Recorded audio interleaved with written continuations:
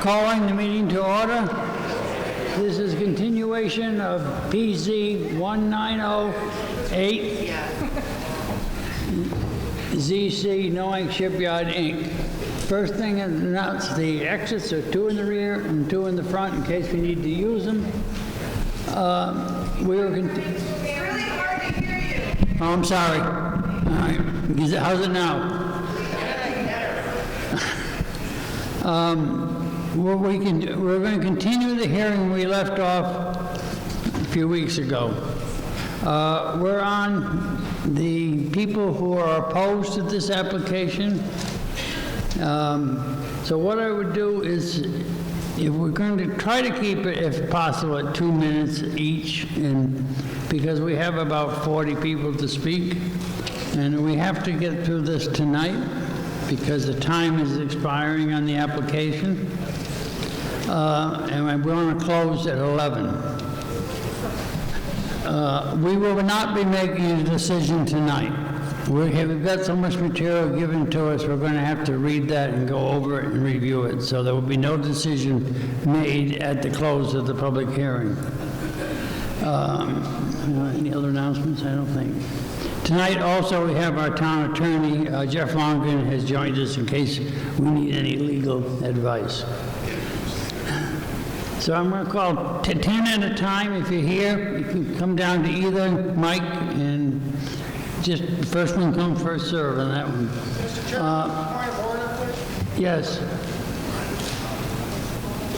Very brief point of order, Ben Tamsky. Mr. Chairman, you've modified the order of this public hearing, delaying comments of staff and also questions to the applicant by commissioners until after the public has spoken. This order deprives the public of the ability to comment on the complete record of this hearing. I have consulted with 2 other former chairmen. I can't hear you, Ben. I've consulted with 2 other former chairmen of the commission, and we all urge you to correct this error before proceeding any further. What did he say? What's the error?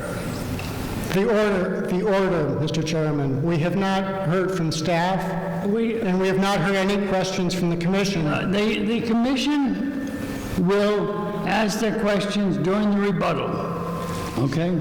Also, one more point. Also, since the last hearing on this application, the Director of Planning has made statements in the press that could be seen as prejudicial against the opposition to this application.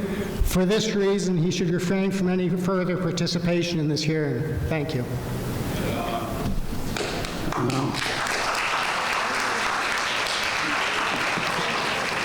Jeffrey? Any? Mr. Chairman, I'd be asked to be heard on that point. Yes. Mr. Chairman, the planning staff's involvement with this application is not subject to the same ex parte or disqualification rules as it applies to members of this commission. Your staff is a point of contact for the general public, for the applicant, for opponents and proponents. And I do not think that any of your staff members have acted in any inappropriate manner, and they should be allowed to participate. It's a very different standard as it applies to you as commission members. Staff is the one point of contact that can speak publicly about the project and not violate ex parte rules. So I don't believe any of your staff have to stand down or disqualify themselves from this hearing. Thank you. Thank you. Jeffrey, are you all right?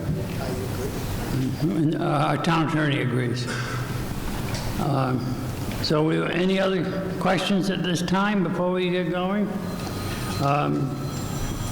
I have trouble reading people's signatures, so if I mess it up, it's the way you wrote your name.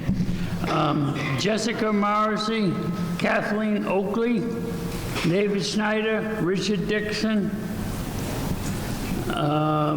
Jim Friedlander, Kathy Weinberger, Fred Allard,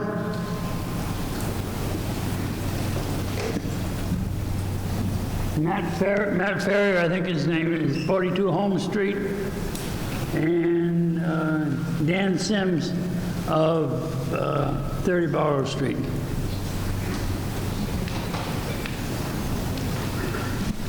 Would you please state your name and address when you talk?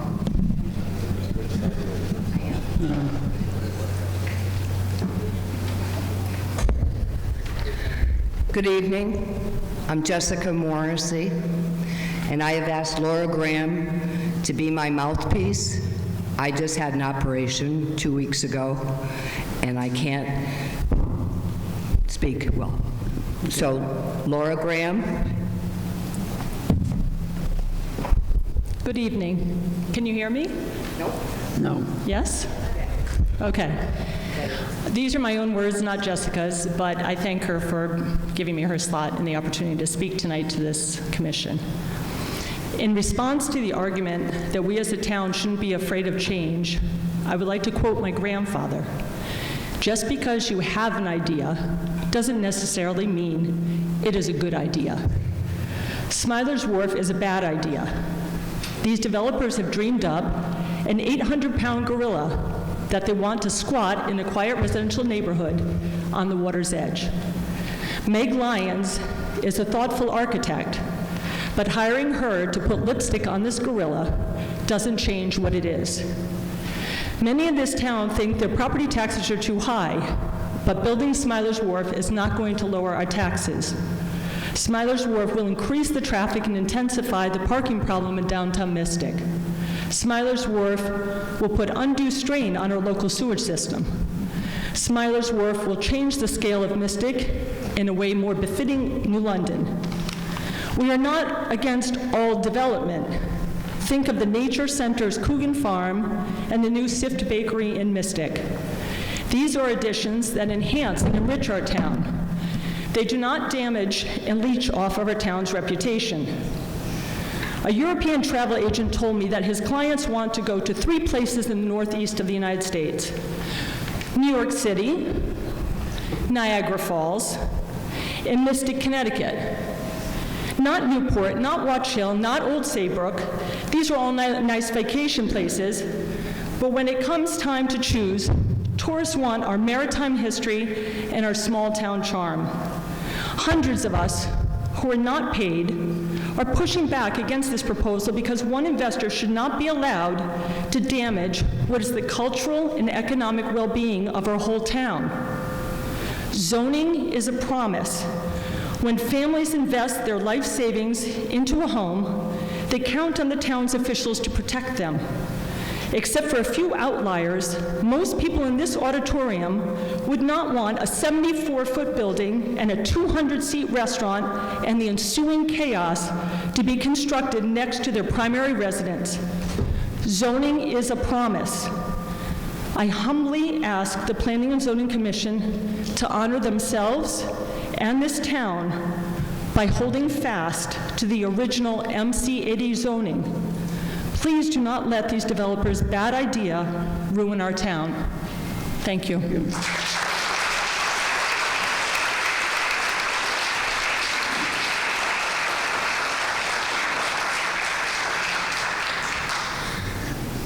I'm Karen Oakley from 24 Jackson Avenue. And first of all, I want to say that I'm really proud to live in a community where people raise their voices to preserve their village way of life. And what I'm most concerned about is the water, and that's the perspective that I'm going to speak about. The water surrounds this proposed building site on 3 sides. It comes all the way around, right behind Danielle Duke's dermatology office. That's almost an island. I live on the side, the east side of the cove, that was labeled on the site map as being healthy and non-degraded. There is an area back there that has not been messed around with by human interference.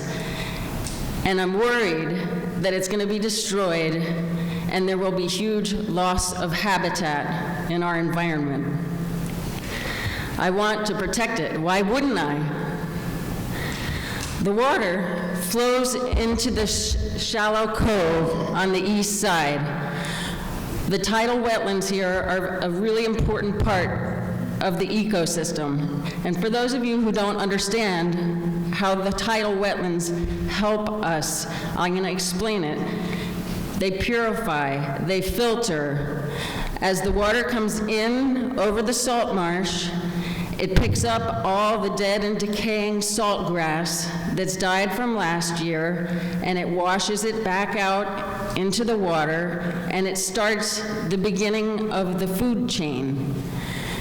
All the little minnows and all the little shrimp and the small creatures start feeding on this degrading grass, which is highly nutritious, and the larger shorebirds and the shellfish and the other animals follow.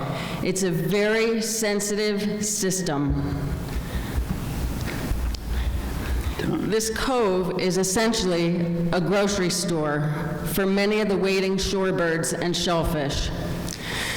The night-crowned herons that have nested in that group of trees on the east side have had a chick every year. Last year, they had 2 chicks that they raised to maturity. There's so few areas like this left for them to have a habitat in. The water will receive glyphosate when they spray an herbicide to control the Phragmites. I'm not talking about a couple pumps on a pump jar. I'm talking about a serious fire hose spraying herbicide 2 times a year for several years to make the Phragmites die. That's what it's going to take. This is tough stuff. How is this not going to find its way into our water system? Don't we have an aquaculture here? Don't we have people raising oysters? Isn't that part of our local economy? The water in the cove is positively affected by the existing living shoreline. Stop it. They want to replace it with a manicured townhouse appropriate. Ma'am, I asked for 2 minutes. Okay. We're going 5, so It's a please. sanctuary of trees, vines, honeysuckle, roses, and yeah, there's some invasive species, but the animals don't mind those. The developers have described additional approaches to protect the environment and toxic runoff, but this spraying is an example of how the actions documented in their plan have the potential to negatively impact the water and the surrounding marsh. The water has found its way across Washington Street in high tide floods, and the street has to be blocked off several times a year because the floodwaters prevent people from leaving town in that side. The water also flows past our 2 sewer plants, which are not functioning well. I can tell you because I live next door to one, and I made Excuse me. at least 5 odor complaints last year. Your time is expired. Thank you. I'm going to wrap up right now. Whatever happens on this site, let's make sure that this celebrates the best that we already have with our marine systems and our environment. In this town that we live in Mystic, healthy water is vital to our quality of life. Thank you.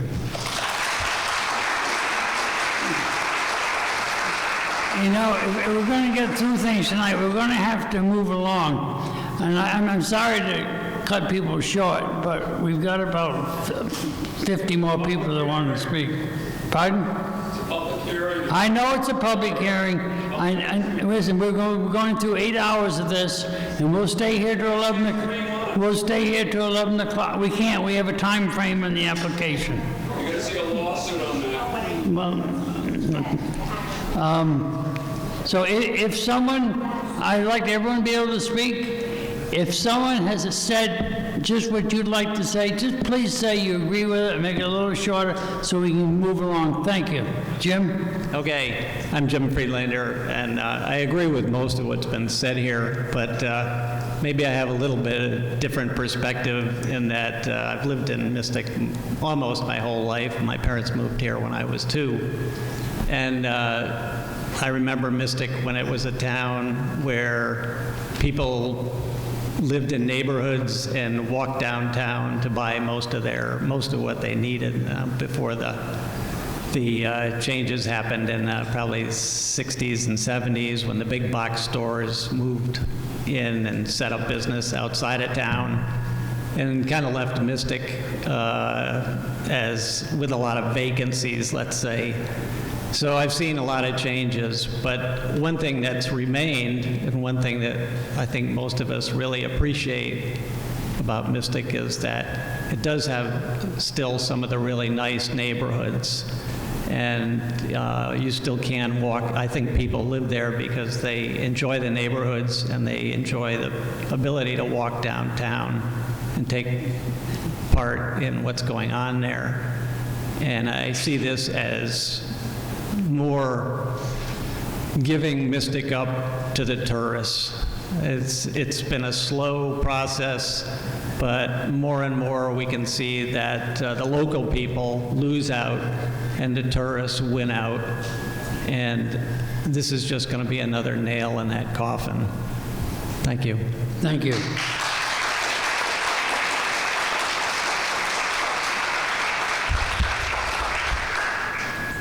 Hi, I'm Kathy Weinberger, and I live on Lantern Hill Road, Mystic. And I chose to move to Mystic in the early 70s. I moved here from California, and I chose Mystic because I liked the small town feeling of the place. I didn't choose to move to Newport or any of these fancy places because I like the informal feel in Mystic, and I think it would be a shame to see this development go in with the high-rises and all the everything that goes with it, including traffic and the environmental impacts that others have spoken about. So I just wanted to let you know that I am opposed to it for these reasons. I like the small town feel. Thank you. Thank you.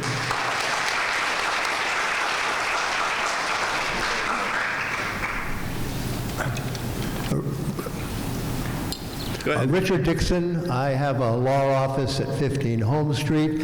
And Mr. Chairman, I would ask you, so that the public will have the opportunity to express their views, that you ask the applicant to extend the hearing by permission, so you can then be sure everybody gets their chance to speak. Mr. Sweeney, would you be willing to do that? Now, apparently, Mr. Sweeney is not willing to do that, so therefore, I think we know where we stand in terms of the cooperation from the developers right off the bat. Now, Mr. Chairman, I gave you a letter the last time we were here. Yes. I'm not going to repeat my letter, but I want to emphasize, this is your time. This is the time that you have the legislative authority to decide what is best for your community. It's not unfettered. You have to follow the comprehensive plan. You have to follow the plan of conservation and development.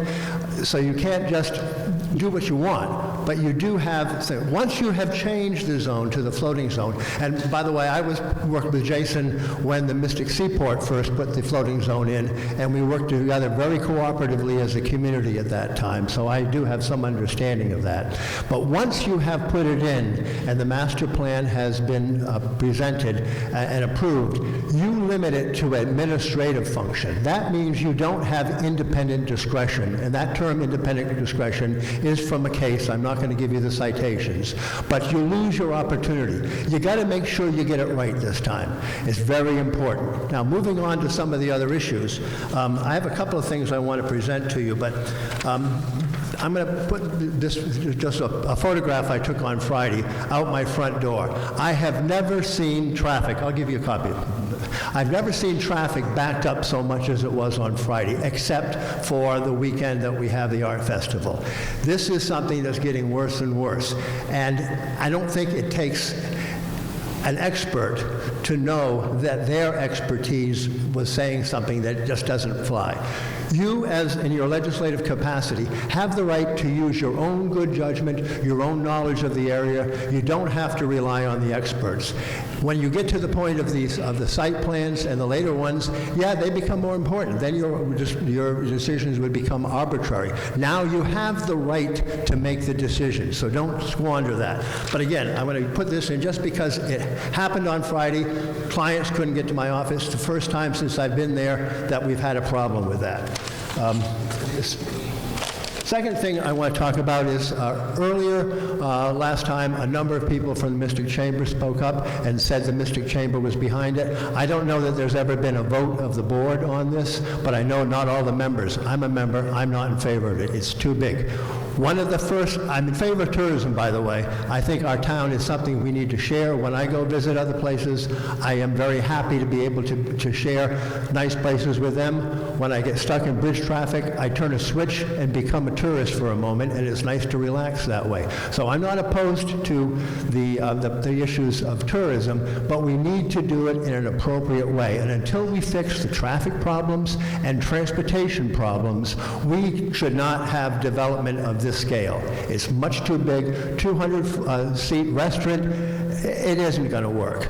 And again, your own judgment is what counts here. Not all of the experts, not what I say, but what you believe based on the public input.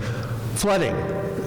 I had 18 inches of stormwater in my office in Sandy and 12 inches in the storm before that. If they build up more of the hard structure south of me, that water has to go somewhere. I'm going to have 2 feet in my office the next time. So their attempts to mitigate for that property is going to cause problems further up the river. Are you prepared as a town for the expense to harden all the way up? Or maybe put in floodgates like they have in Providence or New Bedford? These are things that you're going to have to consider. Public safety. I went through water up to my thighs to be able to take the sandbags away from my building to let the water out. That same amount of water was on Cottrell Street. The same amount was in where the proposal is.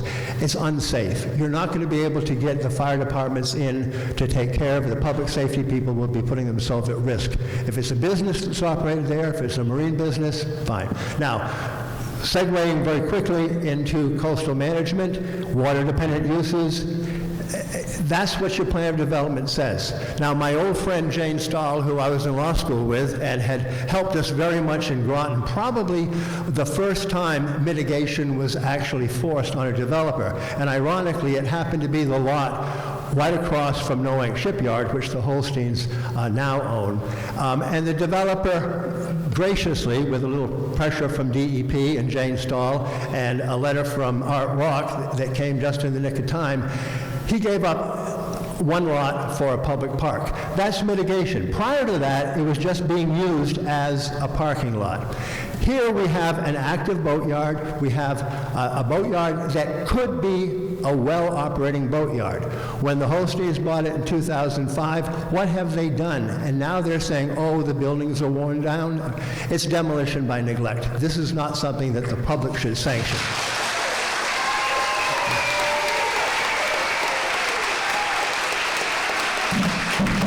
Now,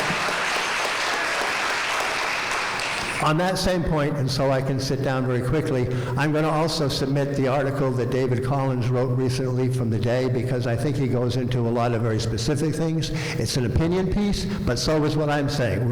His opinion is certainly valid, and I want to make sure that's part of the record, as well as I said, my photograph. And just to sort of clarify the point, this is a Soundings article in 2005 about the time that the Holsteins took over the property. So those are important factors. Thank you. So with that, thank you very much for your time.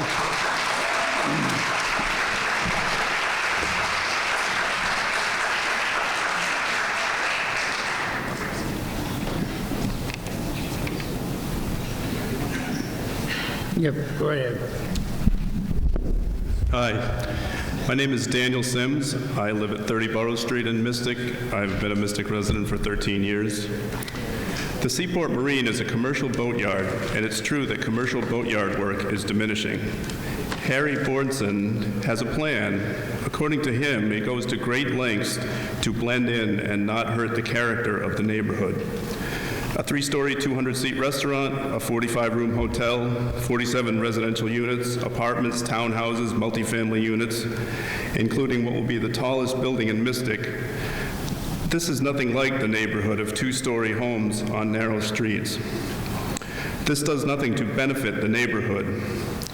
The fact that it doesn't benefit the neighborhood disqualifies this plan for rezoning under the Neighborhood Development District regulations. Downtown Mystic has a car problem. There are too many cars and no place to put them.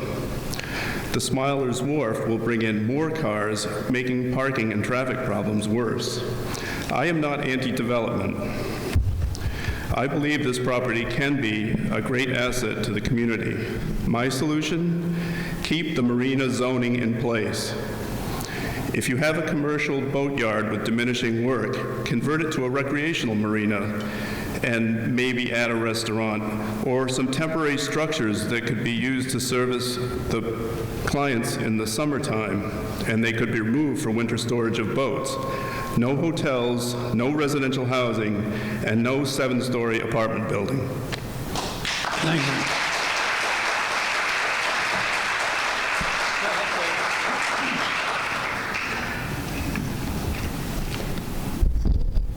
Hello, I'm Fred Allard from 3 Bay Street in Mystic. Can you hear me okay?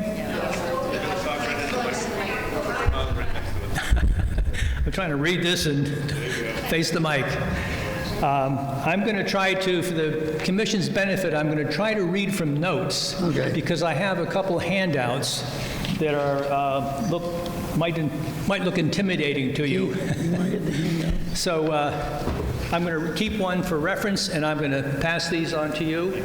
I provided an electronic copy to Jason Vincent, and you've got the hard copy right there. I apologize for not having more copies. Is this any better? Okay, so this is a PowerPoint-style briefing that I'm providing to you, and a lot of what's in here in the front end is stuff you've already heard, stuff that I agree with, and I'm not going to repeat it. I do want to put a fine point on a couple of issues, though, and those areas are, and it's not my only objection, but the areas I'm talking to right now, I'm hoping to help you with your perspective on this, is one is that the removal of a water-dependent boating support facility that they're arguably in demand is against the coastal management policy. The second issue is that it's already been mentioned, the creation of hazards to life and property by building occupied structures in a floodplain. I'll provide a pictorial example of what happened in Sandy in the same floodplain zone that I live in. The third point is, and it's been mentioned by a number of people, but I'm going to provide a perspective on that as well, is the further erosion of the quality of residential life in Mystic Bridge due to increased traffic, and that's both cars and people. Okay, so I'm going to jump to slide 6 in this presentation, skip all that other stuff, and talk about an argument that there is a reasonable demand for boat storage facilities in the Mystic River area. I provided some numbers that are based on what I call the parking spots in the water, and the number of boat storage spots that I've counted from satellite views in the marinas in this area.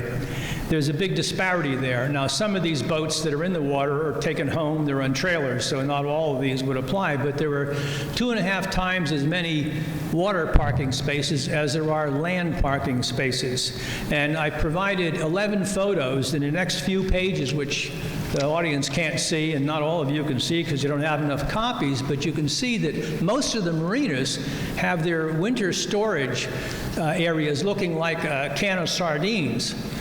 So I'll skip past that. You've got it for reference. And you'll see that some of these people are really challenged to pack them in like they did.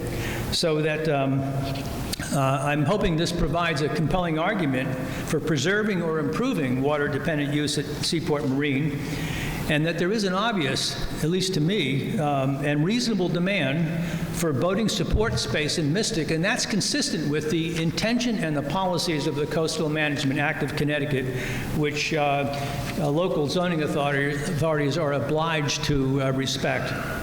It does give you latitude, but you're supposed to at least consider it. The second point about the floodplain is that building occupied structures and garages in a 100-year floodplain creates hazards to life and property.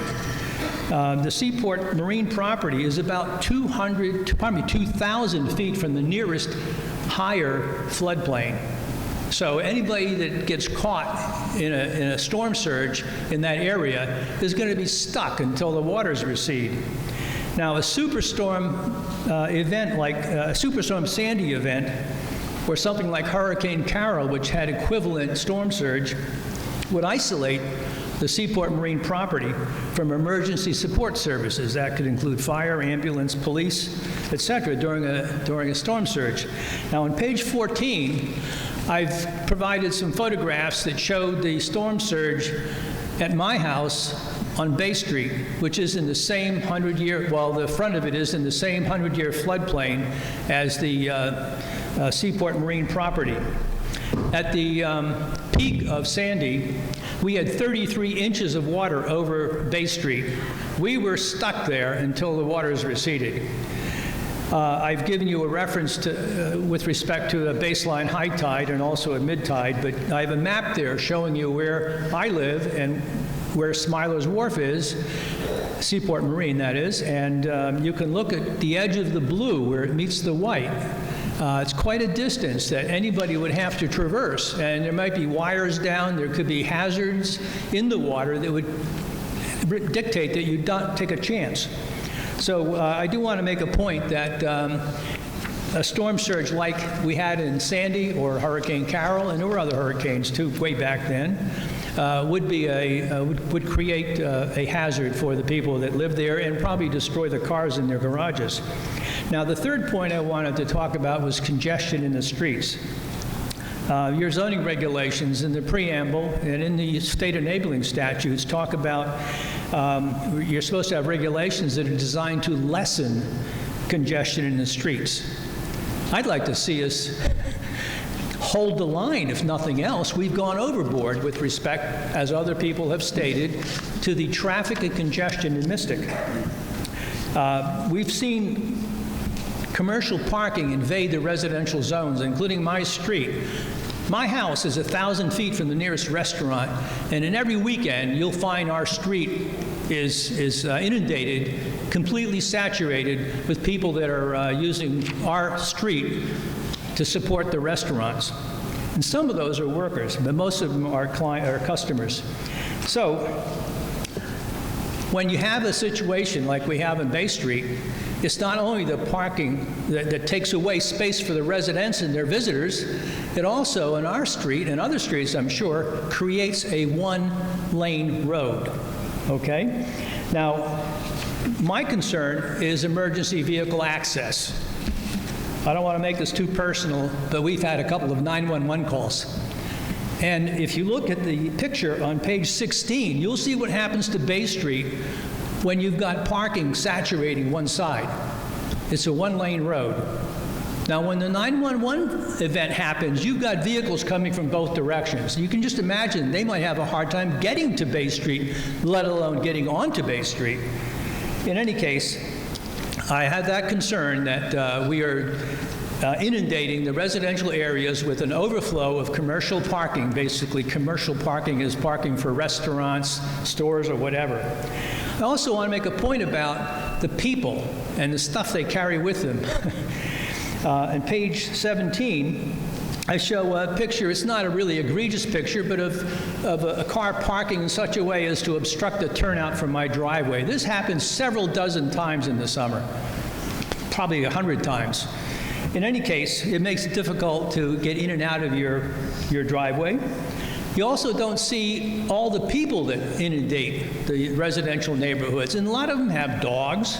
They like to use your lawn, okay? And one of my concerns is that if you look at that picture, you'll see my driveway is comprised of pavers. These are dry set.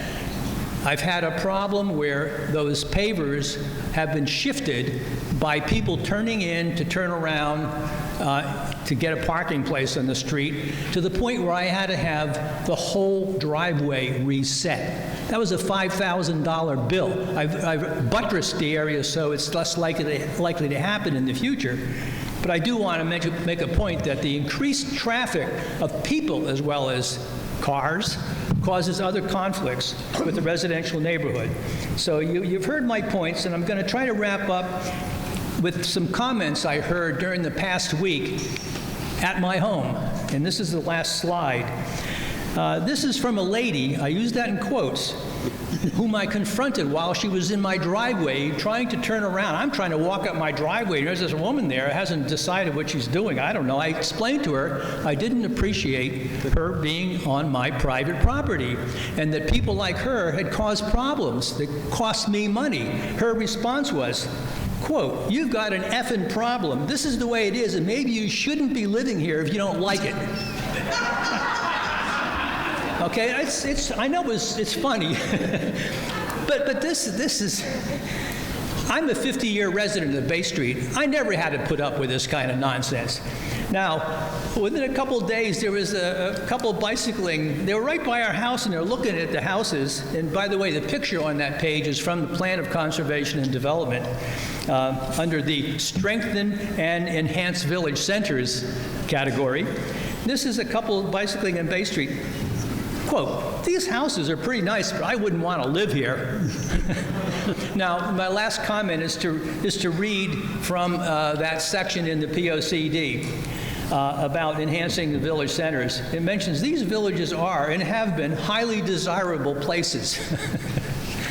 Contrast that with the comments you just heard, and thank you for listening. Thank you.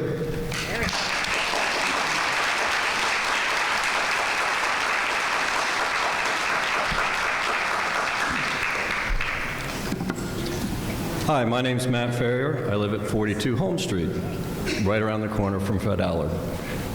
I think the first thing I want to say is I'm not opposed to development in the shipyard area, but I am adamantly opposed to the scope and scale that has been proposed under this proposal. Just the heights of the buildings is showing they're shooting for the moon clearly by walking up those buildings. The density of people in that area will cause a multitude of issues. We've already seen discussions about traffic. I'll talk to that a little bit more in a second. Sewage treatment is another concern. We have now three phases of a three-phase development going up in Stone Ridge that was originally planned to be sequential phases. Now they're all happening at the same time. And then we're going to put in this Smiler Wharf project that will supposedly have to have the Mystic sewage treatment plant cross-connected with Stonington. And I've just heard rumors that Pawcatuck sewage treatment plant is cross-connected with Stonington. So I request that the Planning Commission, the staff, do a good analysis of how much sewage you're going to have to deal with, and are we going to be leaving sewage going into, untreated sewage going into the Mystic River. That will crush. At the present time, there is a moratorium on all new hookups to the Mystic sewer plant until they get the pumping stations and the connection and the funding to go to the borough plant. So there'll be no hookup. Not even a single-family house can hook up now because it's full at the present time. So they can't They would build not, buildings. no one would be able to build anything now until the sewer plant is connected to the borough. We could approve things from other projects, but nothing can happen until this moratorium is lifted by the sewer authority. Okay. Well, I appreciate that. I know that the Mystic Triathlon that just happened was actually, they canceled it and made it a biathlon because there was high E. coli in the Mystic River. I don't know what the source is, but I would like it to not be our sewage treatment plants. And I think you have a duty and an obligation to make sure that we preserve the river and our capabilities to dispose of any waste that we produce. I also think that, in my mind, the developers have shot for the moon in the expectation that they would rile up a very substantial amount of the town about this, but then ultimately looking at scaling back the plan to what they really were looking for down the road. And that angers me because I've spent time here, you've spent time here, and the rest of the town has spent time here opposing this adamantly. And I think it's just a strategy that people play to try to get through planning and zoning. I don't think that's appropriate, and I think they need to really, really change the scope of what they're looking to do. They shouldn't have the heights of the buildings as high as they have. They seem to have every little pile of land occupied with something, and to the point where they don't have enough parking for everyone in that area. And those of you that have been down in downtown Mystic, even this weekend, would know Greenmanville was completely backed up with traffic all day long, all weekend.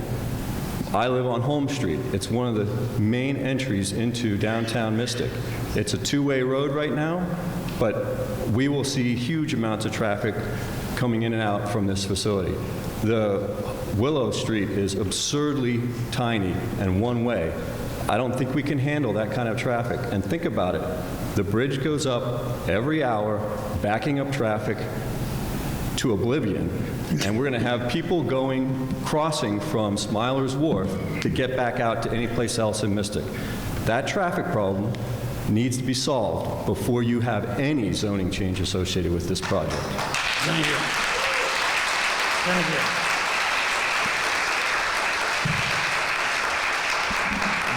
The last thing I want to say is I think the Planning and Zoning Commission has a duty and obligation to us taxpayers, us residents here, and it's measured not by how much money we have in our wallets, but how much you're impacting the people of the town. So I would like you to consider that.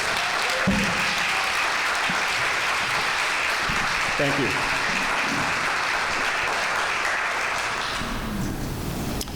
Good evening. David Snedeker, 11 and 13 Washington Street. We're direct abutters immediately across the street from the proposed two-family, 38-foot tall condominium units, or whatever you want to call them, and we're about 150 feet from the fifth floor proposed cocktail lounge restaurant on the roof of the hotel. So just to give you a little orientation about where we live. I'd also like to say that the neighborhood, the public in general, is constantly depicted as naysayers. We are not naysayers. We have chosen to live in the village of Mystic. We know what that comes with. It comes with traffic, it comes with tourists, and frankly, we enjoy it. It's wonderful to have people come to town and visit and enjoy the things that we enjoy about our properties. But this plan is so flawed, it is unbelievably out of scale with Mystic.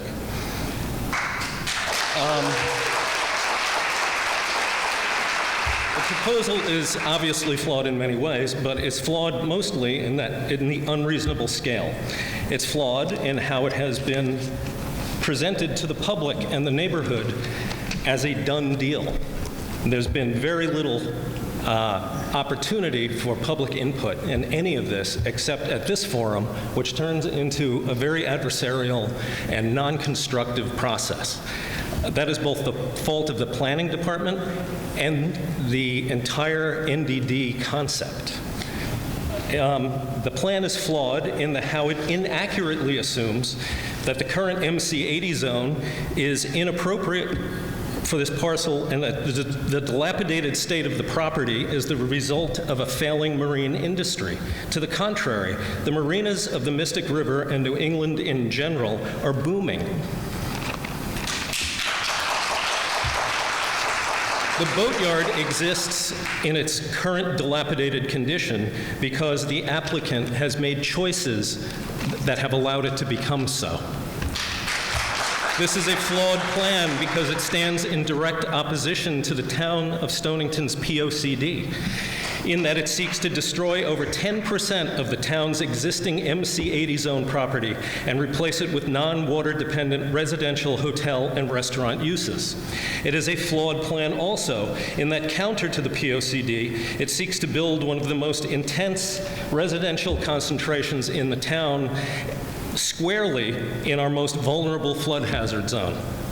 This is a flawed plan also in that it provides inadequate parking for its own proposed uses. How ridiculous is that? The applicant should be providing 20% additional parking to ease the infrastructure problems of the town. The town's own engineer cites the inadequacies of the traffic study and warns of major traffic issues created at adjacent intersections. We as voters and taxpayers of the town of Stonington adopted a very fine piece of legislation in our POCD. That document should serve as guidance in considering any far-reaching zone change, such as this application. The NDD zone should only be applied where it serves the POCD. The NDD floating zone is the subordinate document and should only be approved where it furthers the POCD's stated goals. As property owners, we put our faith in this document to protect our interests and our property value. It should not be lightly ignored.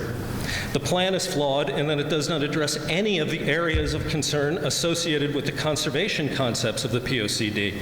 On the natural side of that consideration, the DEEP report addresses these flaws very well. The conservation aspects of the plan also applies to the conservation of the culture of the village of Mystic. The MC80 zone is a core part of the cultural identity of our village, both historically and currently. Historically, Mystic is a maritime-dependent community. We exist as the village we now exist as because of our connection to the maritime industry. Our town should be supporting this and supporting this major portion of our economy. It's the portion of our economy that I happen to work in. I know all the boatyards on the river. Anything that further diminishes this, when there's already not enough boatyard zone property available to meet current demand, undermines our ability to remain viable in this part of Connecticut's economy and the region's economy.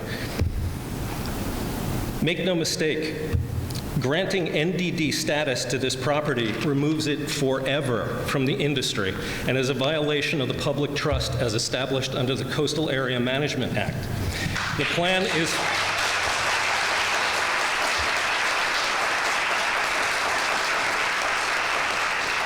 The plan is flawed in that it violates the as-built culture of Mystic. The texture and architecture of Mystic have an identity and a feel. This plan has nothing to do with that culture. It is too tall, massive, and obtrusive. It's a bad fit.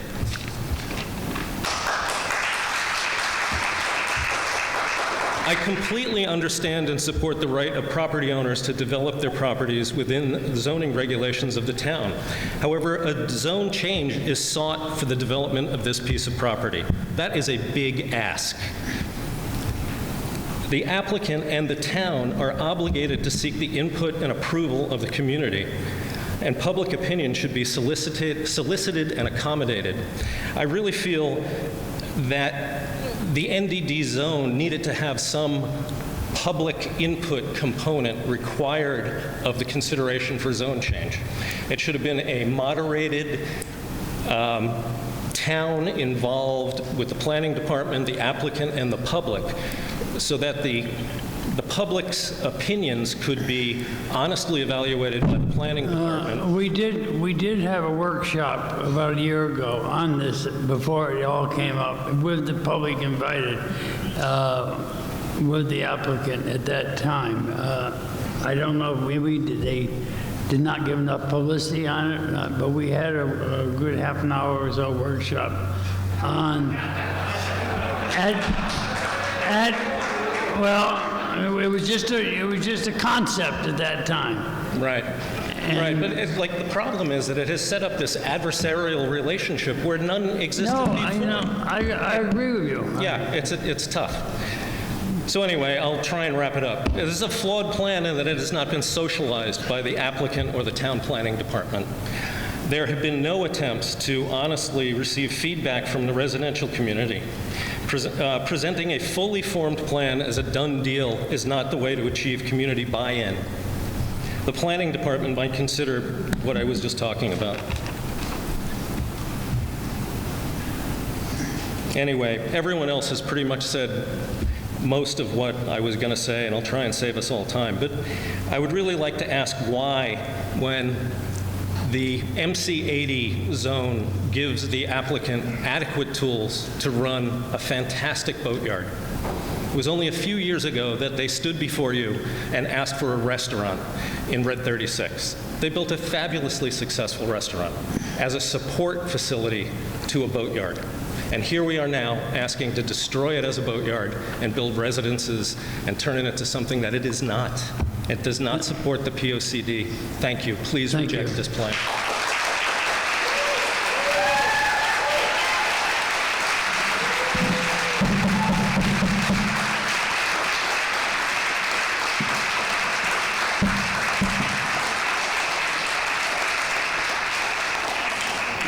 Jim Furlong, Paul Newman, Nick Salino, Neil Spillane, Claire Sada, Paul Sada,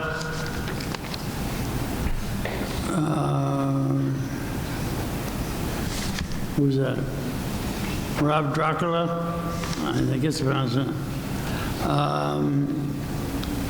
William Shearer at 4 Hatch Street. Someone at, who's that? Chris. I don't know. Okay. 9. Will they come forward? Now they're all, and Donna Ray Rose.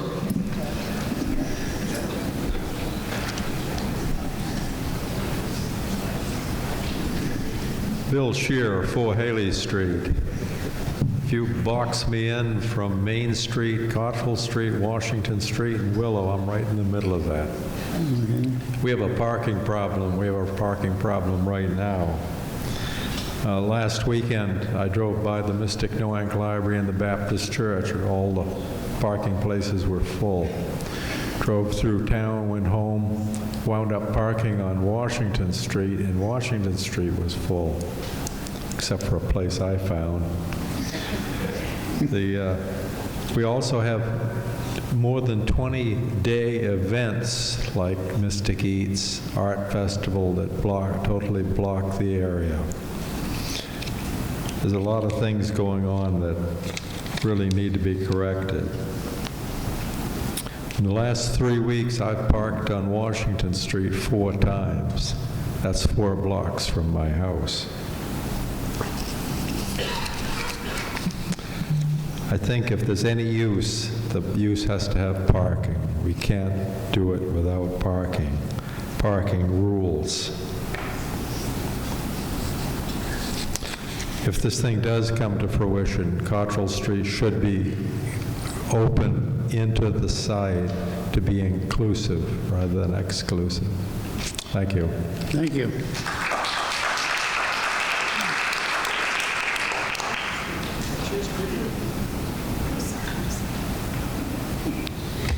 Good evening. My name is Donna Ryan Rose. I am a 41-year resident of Mystic. I live at 27 Willow Street. I also own the property at 29 Willow Street and at 9 Broadway. I have 35 years of design, construction, master planning, and project management experience. In my career, I've placed over $1 billion of construction, renovation, and infrastructure on 4 continents: North America, South America, Africa, and Europe. And I've worked with some of the largest design, engineering, and construction management firms in the United States, if not the world. Skidmore, Owings & Merrill, Gilbane, which you know from the work they've done here, Turner, Structure Tone, Whiting Turner, Lend-Lease, Vanderweil, the list goes on and on. My 35 years of experience in the design, construction, and management of large projects, my single largest one being a $177 million repurposing of a structure in the West Village in New York that's part of the historic district there, so everything had to be reviewed and approved by the New York City Landmarks Commission, has taught me that for a project to be successful, and the most successful projects need to be thoughtful, they need to be appropriate, and they need to be measured. I'm here before the board requesting that the zone change of the Seaport Marine property and the associated master development plan be rejected because the project embodies none of these attributes. And I recognize many of this has been discussed by your predecessors, so I'll go through it very quickly and briefly.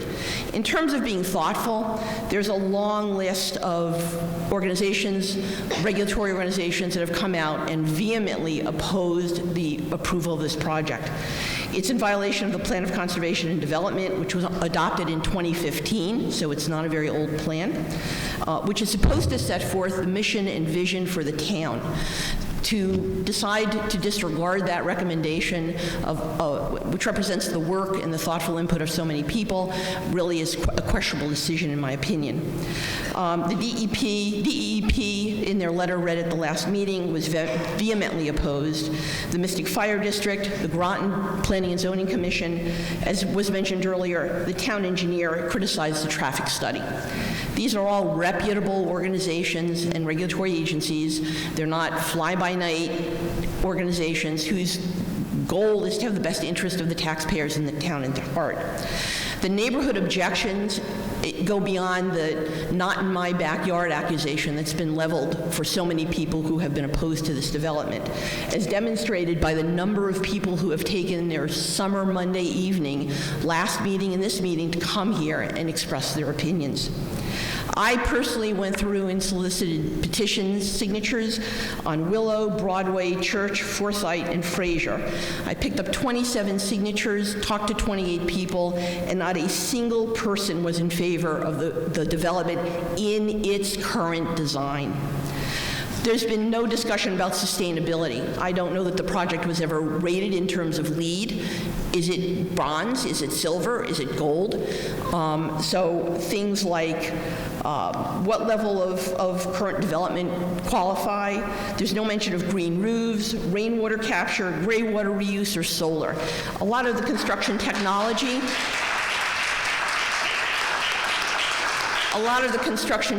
being used as 20th century means and methods for a development that should be 21st century, state-of-the-art, and a tremendous portal to Mystic.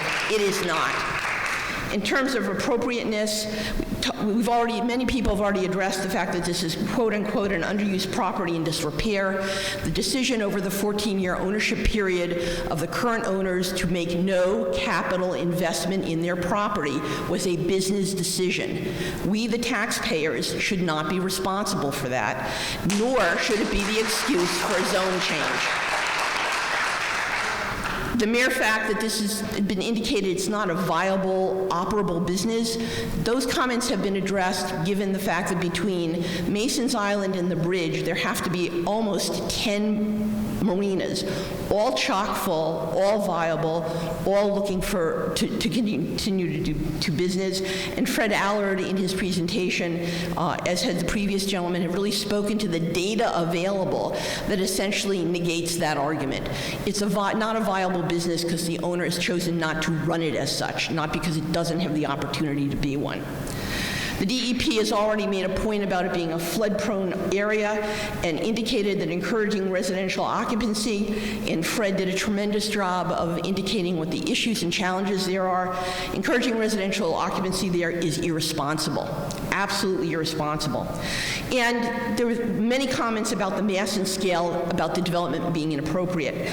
The architect at the previous meeting used as her benchmarks the Powerhouse, Stonington Commons, and the main block.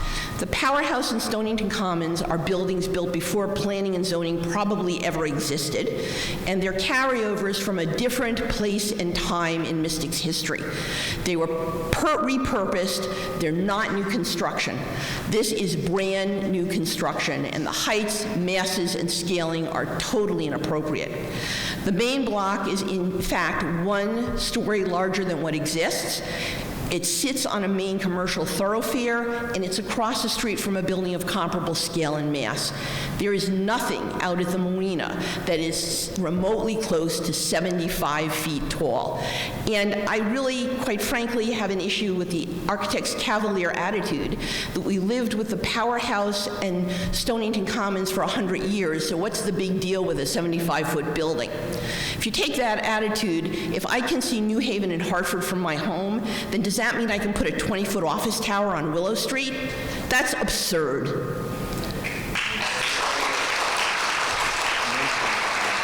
Many people have mentioned the parking is totally inadequate. The overflow will be absorbed by the adjoining neighborhood. I live across the street from the post office. For 41 years, I have watched people block my driveway when there's been an open parking space 2 cars further down Willow because they didn't want to walk the distance. With all due respect, no one is going to use the 100 satellite parking spaces when they can park on Jackson or Washington and walk in. Thank you. That is absolutely unfounded. In terms of measured, certainly, and I will sum up in respect for the time, I really graded with sitting and listening to everybody who was in favor of this development, call anyone who had any opposition to it anti-development. All the taxpayers are asking for is to exercise their right to have a voice in their local government's decisions. That's why we are all here, instead of rubber stamping anything that's thrown in front of us. We're asking, and we expect, that the board and the director of planning will do their jobs. They'll follow the procedures in a thoughtful, responsible, unbiased, and transparent manner. So for all of these reasons, I respectfully request, I strongly recommend the zoning change be denied. Thank you for your time.